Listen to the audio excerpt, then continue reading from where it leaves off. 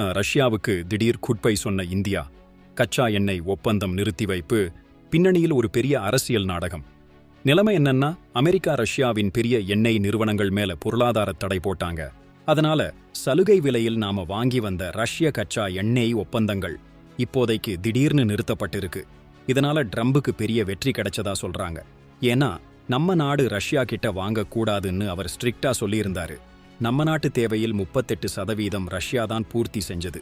இப்போ அந்த ஒப்பந்தம் நின்னதால என்ன ஆகுமோன்னு பயம் இருக்கு. நம்ம நிறுவனங்கள் இப்போ என்ன பண்றாங்க தெரியுமா? பண பரிவர்த்தனையில சிக்கல் வந்துட்டதால உடனடி தேவைக்காக ஸ்பாட் மார்க்கெட்டை பயன்படுத்துறாங்க. இந்தியன் ஆயில், ரிலையன்ஸ் நிறுவனங்கள் கூட புதிய கொள்முதல் டெண்டர்களை வெளியிட்டிருக்காங்க. எங்களுக்கு ஒரு தெளிவு கிடைக்கும் வரை புதிய ஆர்டர்கள் பண்ண மாட்டோம்னு அதிகாரிகள் சொல்றாங்க. இந்த அரசியல் விளையாட்டோட அடுத்த கட்டம் என்னவா இருக்கும்?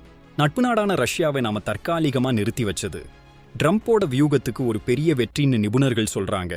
இந்த அழுத்தத்துக்கு இந்தியா எப்படி மாற்றுத் திட்டம் கொண்டு வரப்போகுதுன்னு பொறுத்திருந்து பார்ப்போம்.